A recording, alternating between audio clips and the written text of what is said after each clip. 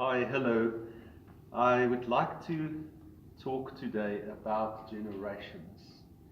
Every one of us find ourselves in a generation. I also want to talk about the three phases of life. Each of us is also in one of these phases. But before I start, I just want to throw out a pop quiz. So if you know the pictures, you can shout out. First one, that's a Nokia 3310. It's the best cell phone ever. They say if you drop a Nokia 3310, then everything, the ground will crack, the tiles will crack. If you drop a smartphone, everything in the smartphone will crack. Next one. This is the Apple eyeglass.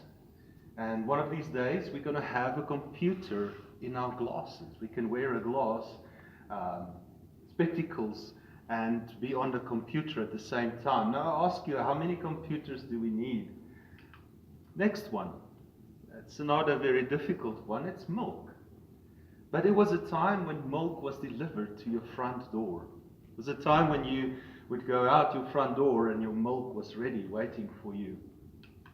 I love this one. I had one of these, a Walkman.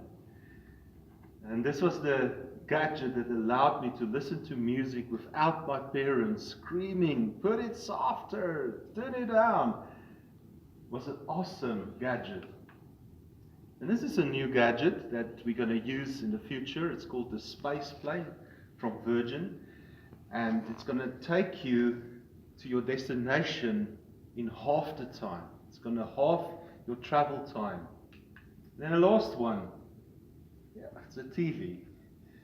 But back in the days, the TV was part of the furniture of the room. You can see it was like a table, it's got feet and everything. They were awesome. They were part, you would buy them and they would fit your lounge suite as well. It would be the same as your lounge suite, the design, everything. If we look at generations today, then at the moment we have 6 generations living on Earth today. Now, most of the research is from a company called McGringle, so we'll see a lot of their research in this talk. 6 generations. If I start on the right-hand side, we start with builders. So builders is everybody from 69 upwards. So if you're in that age group, you're a builder. Builders, most of the infrastructure you see today, that's because of builders. Builders had it tough. Some of the builders went through the Great Depression. They didn't have it easy. They had to learn how to save. They had to learn how to work with their money. Then the next generation, the baby boomers, the 50 to 68. They had it a bit easier. They could afford houses. They could buy cars. They had houses with picket fences. They had a lot of kids. That's the name, baby boomers. They're also called the baby boomerang generation because the kids tend to come back. And then my generation, Generation X. The Xers didn't have it easy. We had to work hard for what we wanted. We had to study to make it out there in the workplace. It wasn't always easy to be Generation X. Then Generation Y, that's also called millennials, 20 to 35. And this is an awesome generation. I really love this generation. They are inspired. Sometimes people say they're lazy, but they're not. They need vision. The moment you give them vision, they know where they want to go. Vision is very important for this generation.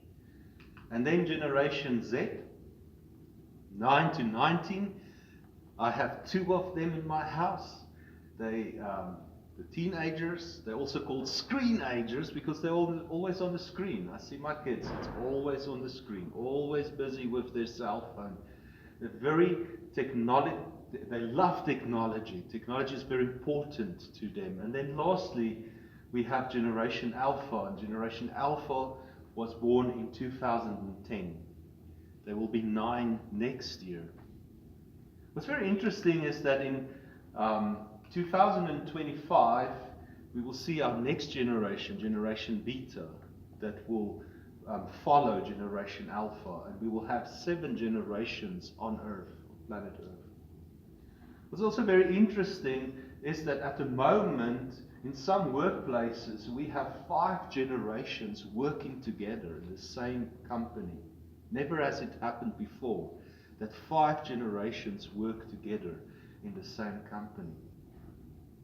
What's also important about this date, 2025, is that by 2025, 51% of the world population will be under 25, will be younger than 25. And that's very important for us. It's very important for us in the workplace, in our jobs, in churches, to realize that we're going to, more than half of the people that's going to stand before us are under 25. I love what David wrote in Psalm 145 verse 13. He said, "Your kingdom is an everlasting kingdom, and your dominion endures throughout all generations." Doesn't matter in what generation you are and you find yourself, God is there. His kingdom is there. Doesn't matter how old or how young you are, He is in every generation. I love what a message says. It says, your kingdom is a kingdom eternal. You never get voted out of office. You see, if God plays survivor, He will always win. He will always come out on top. Margaret Mead wrote, she said, life in the 21st century is like a parachute jump. You have to get it right the first time. And you see, that's very important. That's why I want to talk to you today about generations. Because you only get to do it once. See, if you jump out of the plane and you don't get it right the first time, you don't get to do it the second time. And life is only once. We only live this life once. So let's talk about the 3 phases of life. And look at these phases and see yourself. See where you are in the generations, what generation you are, and in what phase of life you are. First phase I want to talk about is what I call the me, myself, and I. And this is a very important phase. From 0 to 30 years, it is about me, myself, and I. And I know it sounds, you don't know what you're talking about, but yes, it is. It is a very important phase where I need to look at myself. So in this age group, 0 to 30, we have Alpha, we have Z, our teenagers, and then we have most of our millennials in this age group, in this phase of life, the me phase. What's very important to realize that in this phase of life is the phase where most people give their life to Jesus. So McGringle did a study and they asked the question, what age did you become a Christian? And this is what they got. 43% said under the age of 5. I was 5 and younger when I gave my life to Jesus. We have 6 and 9 and we have 10 to 14. And we see that in this age group, we have most of the people give their life to Jesus. So this is very important for us, for the church. This is a very important age group that we can't miss. We need them and we need to show them Jesus. Help them to the cross. What I love about this age group is the story in 1 Samuel 17. The story of David and Goliath. I also call this stage of life the David stage. See, David is in between the age of 12 and 15. And he hears about Goliath. And he's ready to fight Goliath. He's ready to go out and slay the giant. But it's one thing that I love is where he comes to Saul, King Saul, and he tells Saul, I've slain the lion. I've slain the bear. I will slay this giant. This giant is not anything for me. I will take him down. You see, he exactly knew who he was. He was a lion killer. He was a bear slayer. He knew who he was. And it's in this age group where you find out who you are. And it's very important that you find out who you are in this age group. There's three things that's very important in this age group. The first one is relationships. You see, you can't choose your family, but you can choose your friends. And I want to ask you to choose wise in this age group. Yes, relationships are just beginning to form. Some of them will stick, most of them will not. But it doesn't matter, because this is a good time to find out who's your friends, who I want to be friends with, who's the friends that I'm going to journey with for the rest of my life. It's in this age group where friendships are very important. It's the beginning of the formation of deep friendships. And also, I think it's important to realize that romantic relationships happen in this age group. But to be careful how fast you go with these relationships. Because this is the me, myself, and I phase. Okay, to talk to a lot of people that didn't realize that at this age group. Didn't realize I need to further my story, my life. And then they get into romantic relationships and it's over. Their lives goes to the next phase. Then the next one, I think it's very important to be qualified, especially nowadays that we live in, is to qualify yourself, is to study. If you're at school, study. You're going to university, study. It's very important that you get a qualification. And then lastly, and I think this is the most important one, is refine your story. Refine who you are. Refine what is your vision. What is your dream? Why are you on earth? Figure that out.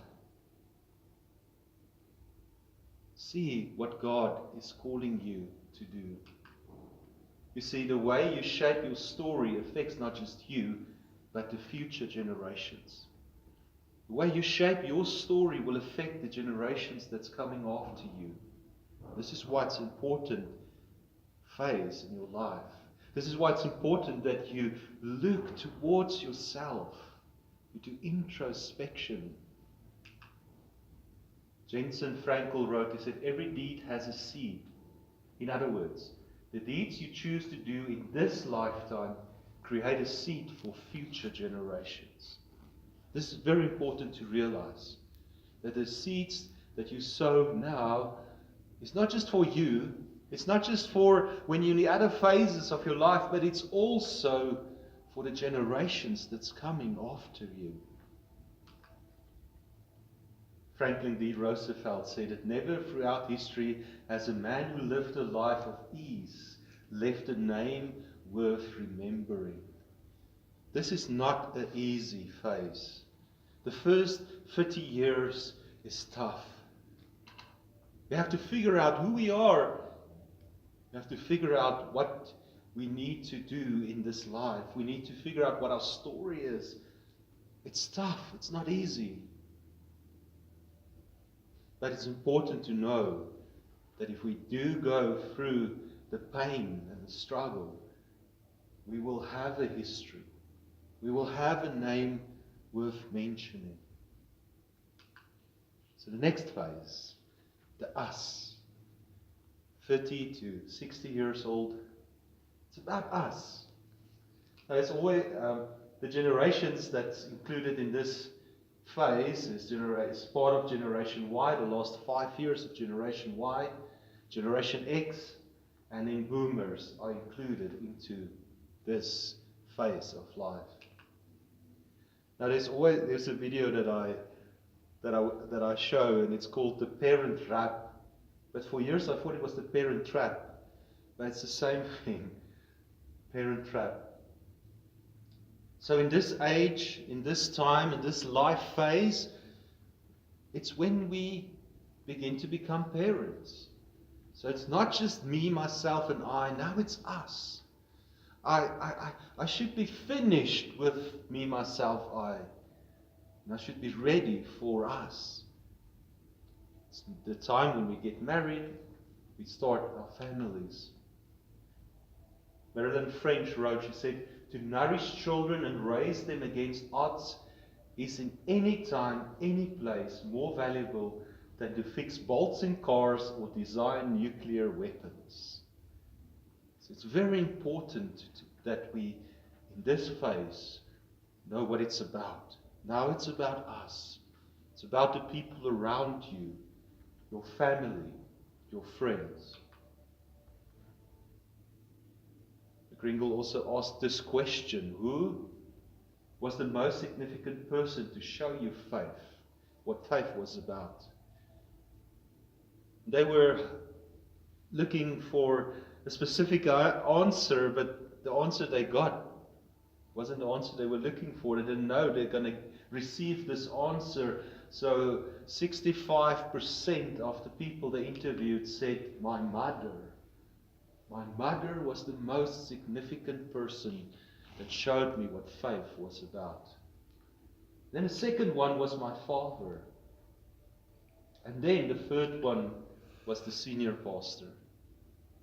See, sometimes in church we think we are the conveyors of faith, truth. But it happens in the homes. It happens in your homes. Parents, you are the most influential people in your child's life. And I just want to run through them. Grandparents are also there. Youth leaders, and this is where we get to the youth leaders, the children's ministry leaders, camp leaders, and then TV evangelists. Mothers and fathers are the most important people to show faith in a child. Now in 2 Samuel 9 we get this story. I want to use his African name, Umefi. The story of Umefi, 2 Samuel 9, where David invites him into his family, into his home, invites him to come and sit at his table. This is also the time where we invite people into our lives. We invite them to come and sit at our tables. This is also the phase where our life is not just about success, but it's about significance. See, smack in the middle of this phase, at about 40, something happens to us, especially the men, but the women as well. There's something happening. Bob Buford wrote a book called Halftime, and he said in this halftime, we start to realize that it's not all about success, but it's about leaving a legacy as well. And then the third and last phase, I call it the dem phase. You see, in this phase, people think, now I need to, finish work, retire, buy the little nice house next to the beach. And that's okay. You can do it. But it's also about transferring your knowledge to them. It's not about just me, myself, and I. You've done that. You were in that phase. It is about us in a way. You've still have family and friends. But this is also the phase where we give to them, the people that follow, where we transfer our knowledge and our wisdom to them. Generations that's in this age group, this baby boomers, and then the builders. I like what David said, or what's said about David. In Acts 13:36, it says that David, after he had served the purpose of God in his own generation, fell asleep and was laid amongst his fathers and underwent decay. When he served his generation, he served the me, myself, and I generation. He served the us generation, and he served the them generation. He was there in all three of them, and he did well. I like how Jesus chose his disciples. Know that he wasn't in this age group, when he chose the disciples. But I think if he was in this age group and he had to choose his disciples, he would do it the same way. He'd choose younger guys, he'd choose midlife guys, and he'd choose older guys to come and journey with him. And you see, Jesus is always with different ages. He's always busy transferring what he knows to them. He's always busy with the younger guys, bringing them up, teaching them. Reach out to others. Reach out, make time, make space, invite them for coffee. Invite them to come and listen to you. See, because we don't think about future generations, they will never forget us. We think they will forget us and they will just move on. But they tend to talk about us for generations and generations to come. We need to think about the next generation. We need to transfer our knowledge to the next generation. Al Gore wrote, he said, future generations may well have occasion to ask themselves, what were our parents thinking? Why didn't they wake up when they had a chance? We have to hear that question from them now. It's important in this age group to listen to the next generation, to listen to the younger generations, to hear their questions, not just to sit on the sidelines and say, I had my time, now it's your time. In a sense, it's true, but we also need to listen to their questions. We need to bring them in to our circles and listen to them and let them ask the questions. And we need to also ask questions that will help them. There's this cool Pixar short movie called Jerry's Game. And I like the movie because Jerry is playing chess with himself. And he gets really agitated with himself. There's a stage where he even takes out his teeth. And he's like, the one that wins this game gets the teeth. And he's playing this game. But the sad thing about this short is that he's playing alone. It's only by himself. I think that's the reason why he's going crazy. It's because he's alone. Don't play chess alone. Invite somebody younger to come and play with you. Reach out to others. And become a sage. Become a sage. Become somebody that younger people are looking up to. They're inviting you to come into their lives, into their space, because they know they can trust you for advice. They know that they can listen to you. Always ready, always willing, always able, always there to just listen to the questions. Don't just answer questions, just listen to questions. So, 3 phases that we find ourselves, and you can think where you are. Is it me, us, or the them?